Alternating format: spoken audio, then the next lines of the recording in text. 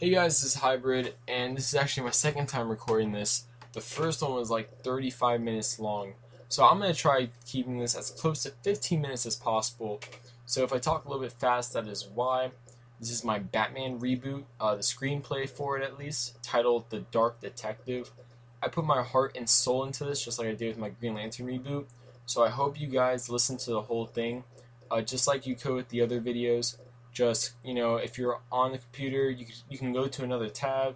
If you're on your mobile device, you can flip it over so it's like the brightness isn't on your face, because the image you see here will be the image for the whole entire film, or not the film, the whole entire video. So with that being said, all you need to do is listen and enjoy the story I'm telling you. It's a pretty, I guess, somewhat dark story, but that's because I don't really hold anything back. And with that being said, let's begin. So we start off with a scene similar to the beginning scene of The Incredible Hulk, where basically just recaps on the origin, because for all intents and purposes, we know Bruce Wayne's origin, we know Batman's origin, there's nothing new to tell.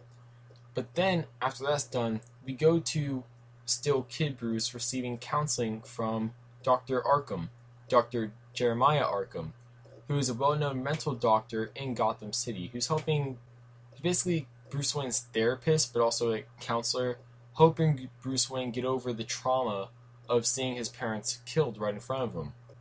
The origin of Bruce Wayne, just to give you a little bit more description, I use the one where it's after the costume party, and Bruce's dad dresses up as a bat.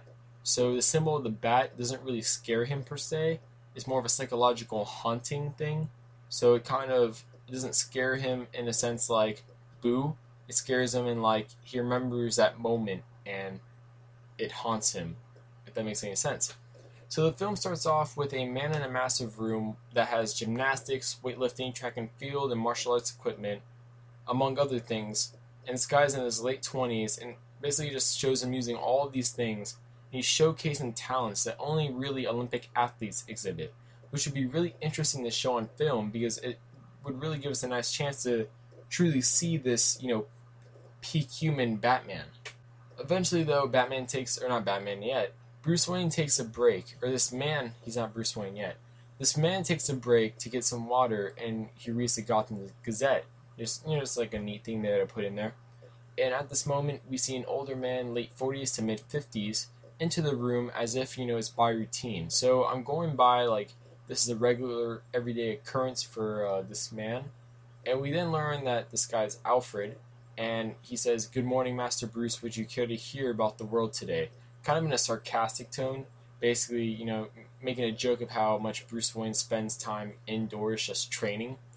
And at this time, we get some conversation between this man, who's revealed to be Bruce Wayne, with his previous legal guardian, but now quote-unquote butler, Alfred Pennyworth. So it's revealed that Bruce has been spending his life underground the past 12 years, since he was believed to have been, killed in a car crash at the age of 16, which he obviously faked. Now, the reason why he was so easily able to get away with this was because after his whole counseling with Dr. Arkham, a lot of people thought he would be like somewhat suicidal or really depressed. So they didn't really think much to it. All they really thought of this being as is kind of like, a really moody teenager in an accident kind of thing. And also on top of the fact that a lot of rich, powerful people in Gotham are kind of happy that a very, emotionally unstable, in their opinion, kid is gone, because he would inherit the company and potentially would have been a liability to the company instead of the asset that everyone would obviously wish he would be instead. So Bruce, though, we learn, spent 8 of those years out of Gotham training, and has been back in Gotham in secret for about 4 years, and learning more and training harder. The Batman, in my mind, or at least the training Bruce Wayne went through in my mind, is the same training he went through in the comics. So this is the guy that knows basically every martial art you could think of, in terms of forensics work. He's been all around the world, etc. He didn't just have one teacher, he had 7 teachers. And currently he's actually with his 7th teacher. So we then go to Bruce Wayne, who notices what time it is, and prepares to leave the room, changing his attire into something very common around, Gotham City. And then he exits the building that he's in, which is actually owned by Wayne Tech, connected to Wayne Manor via a tunnel. he enters the building, just walking into the city, to a corner where he meets a guy named Harvey Harris, who's quote-unquote the best detective in Gotham. So we learn that the past year Bruce has been training with Harvey under the alias of Matches Malone in detective skills and criminology. So they use these several investigative techniques to work on a case regarding a figure named Black Mask, who's been appearing a lot in the Gotham Underground.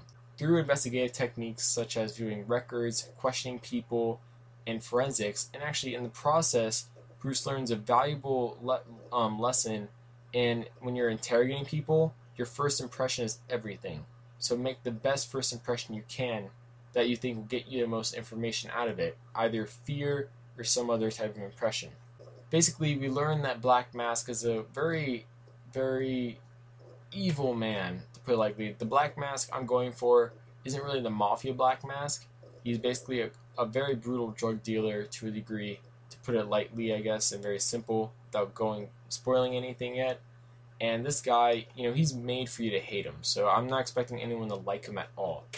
But the way he handles things is he likes personally going to people who have pissed him off, and he brutally butchers them, physically and psychologically.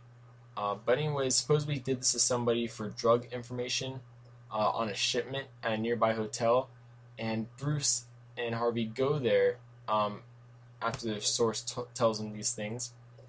But Bruce notices some odd stuff, because obviously he knows things from his other training. Like, this isn't a very naive, stupid Bruce Wayne. This is a very almost Batman Bruce Wayne. So he notices these movements going on, minor details that alerts him that it's a trap, and he alerts Harvey. As soon as he does, though, several armed men pop up and attack them. Almost instinctively, though, Bruce uses a variety of different martial arts, which totally destroys the thugs. Like, not destroys them really, but dispatches the thugs, defeats them, neutralizes them, whatever, allowing Bruce and Harvey to escape.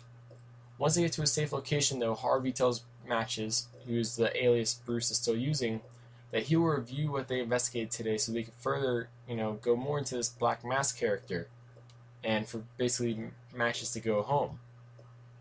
But then Bruce Wayne, obviously, he goes home, but he does his own independent research from his supercomputer located in his private study.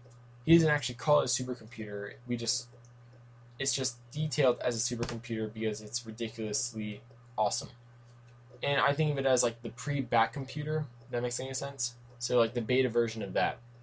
So from Bruce Wayne's own independent research, he learns that Black Mask appeared approximately 1 month after the current Gotham City mayor, Hamilton Hill, was elected mayor.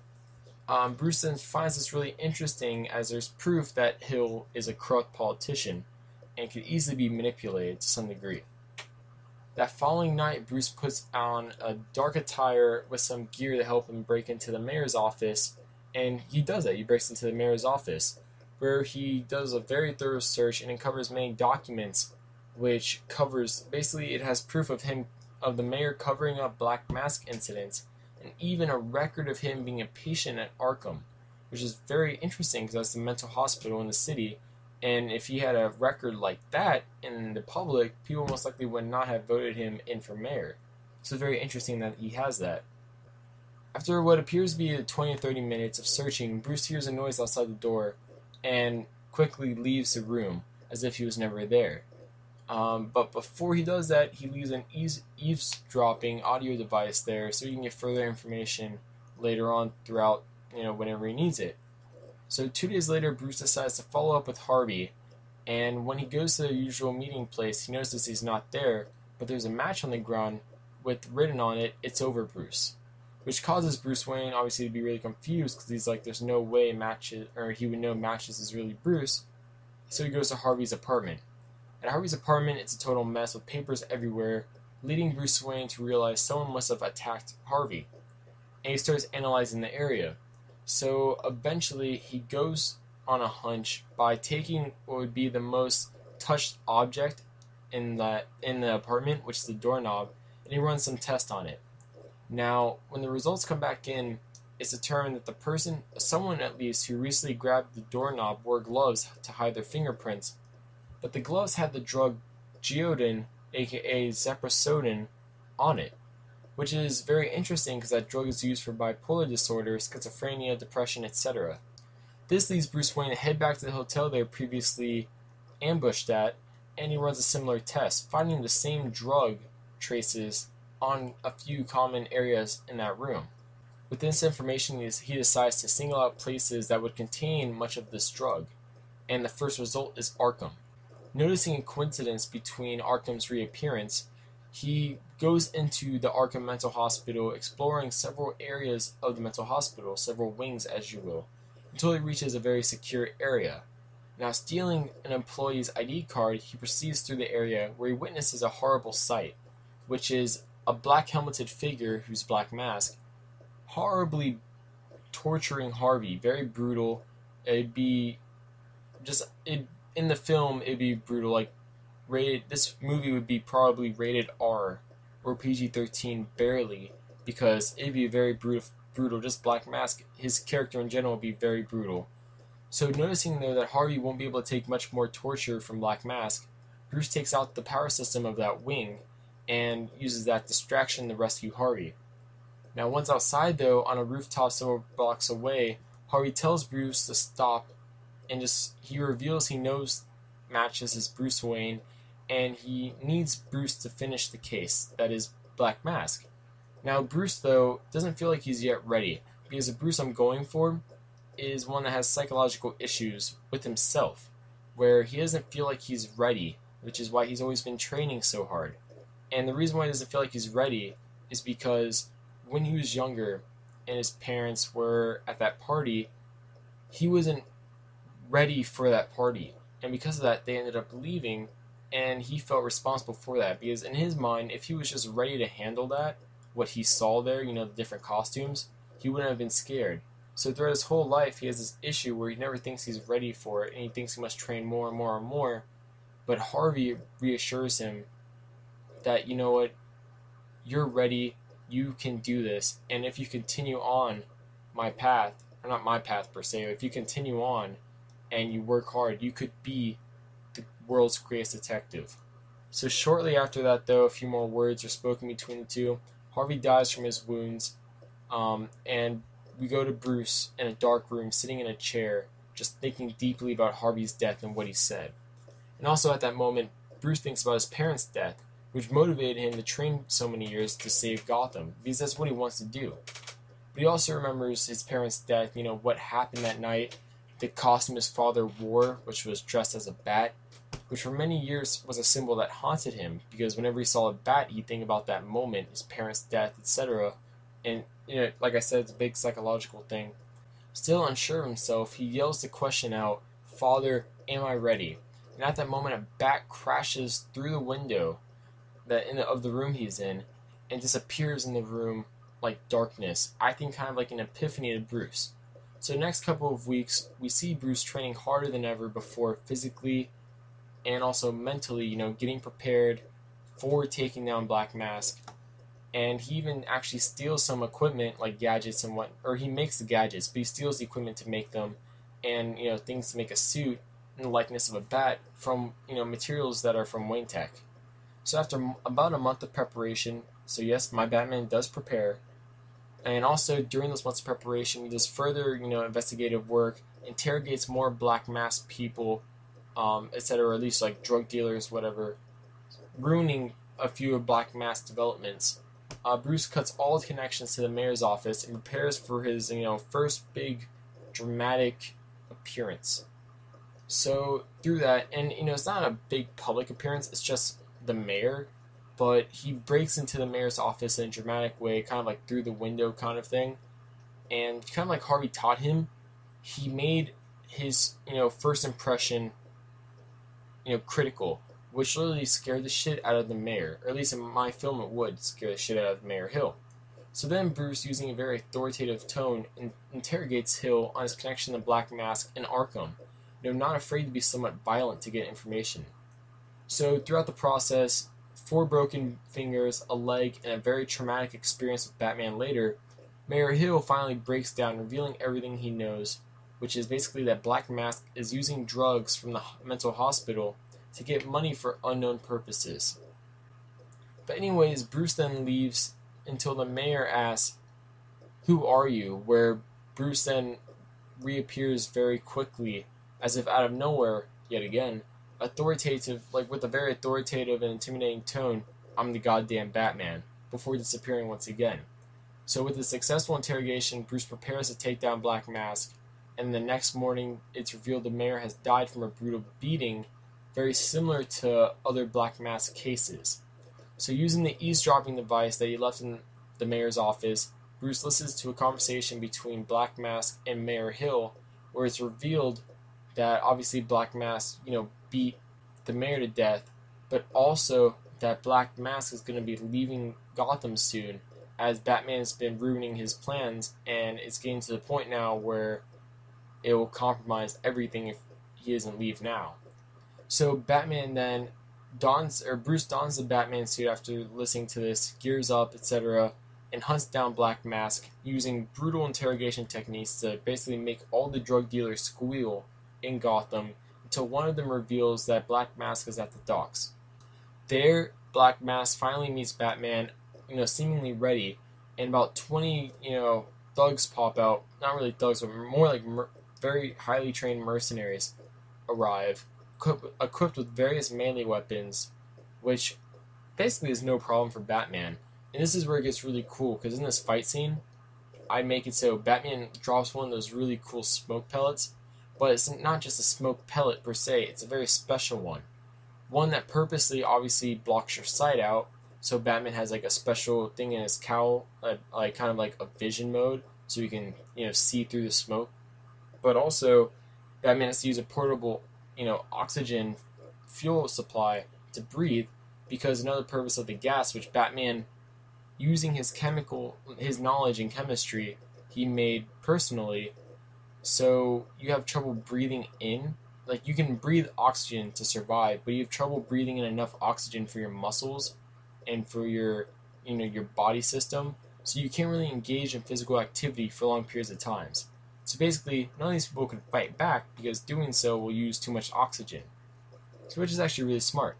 So Batman takes out all the goons, and Black Mask tries running away, to no avail, because Bruce Wayne takes him down using a batarang, which is a really painful object, obviously.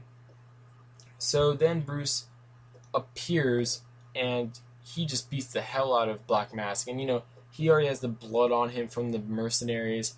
And, this Batman, he is intimidating. He is a very, fear-striking figure here. But eventually he breaks the Black Mask helmet, revealing Dr. Jeremy Arkham, the same man that counseled Bruce when he was younger after his parents' death. So questioning him on why he became Black Mask, it's revealed that after many years working with mental cases, less people start coming to the mental hospital, because there's more drugs over the counter readily available to them to help, basically work out their things, and also at the same time, less people wanted to really work one-on-one. That wasn't really the thing anymore. So through that, he was losing money, obviously, and running a hospital was expensive. So he started selling drugs for more money to keep the hospital going, but eventually he started making enough money that he was just keeping it himself, kind of, and he became very corrupt, making a new persona which he called the Black Mask. He became the face of the whole drug dealing operation, revealing that Arkham himself had gone just crazy. So trying to calmly talk to Dr. Arkham, because they have history together, Bruce and Arkham have history due to Arkham helping Bruce when he was younger get through his parents' death. He tries, counseling Arkham himself at that moment, and Arkham plays him as a fool and detonates a small explosive device in his helmet, damaging Batman's cowl/mask, revealing his identity as Bruce Wayne. So seeing that Batman is truly Bruce Wayne, Dr. Arkham starts messing with Bruce psychologically, using information that he only knows because he counseled Bruce Wayne when he was younger, which causes Bruce Wayne to go rage mode, basically, and he starts beating Black Mask to near death, but not to death, because he realizes killing Black Mask would make him no better than the person that killed his parents, but also it wouldn't make him any better than Black Mask. So instead of this, he contacts the police to come and leaves Dr. Arkham / Black Mask and his thugs with evidence of what they did, tied up, on the dock, and that's the end of that. Fast forward to 1 year later, Bruce Wayne has come out of hiding while Batman is still operating in secret, and it ended over with, Batman doing his thing, and we just hear the voiceover of Harvey saying, that he could become the world's greatest detective, in the end. So I really tried running by this really quickly because I wanted to keep this as short as possible. I didn't want it to be very long. I hope you guys enjoyed this. Sorry, I'm mispronouncing much of my words because it's 2:45 a.m. here. I literally spent 2.5 hours typing this straight. I didn't stop. I didn't move. I didn't use the bathroom. I just typed this. I had a vision of the film I wanted to make or write, and I just wrote the screenplay for it, and here you go. So I hope you guys enjoyed it. Comment below what your thoughts on it. What other screenplays would you like me to see? I am working on my Green Lantern reboot screenplay. I just also want to get more of them out there because, jokingly, as I've said to a few of my friends and comic book cast people who I consider my friends, I'm making the hybrid DC universe. So the film universe Warner Brothers is making might not make you happy, but hopefully mine makes you happy. And hopefully if Warner Brothers sees these, they will contact me, and I will happily consult with them for a movie. Actually, I'll give them my screenplay. All they want is credit. I don't want money. I just want credit, really, because that's the ultimate fan service. Money would be nice too, though. But I just want to see a good movie, superhero movie with DC characters that aren't Batman or Superman. And even with Batman, I'd like to see a reboot, not so soon, but this reboot could easily fit into the Man of Steel universe as taking place before Man of Steel, because Batman, like I said, he operates kind of secretly. So with that being said, this is Hybrid. Please subscribe, comment, and like. I hope you guys enjoyed this video, and I'll see you guys later.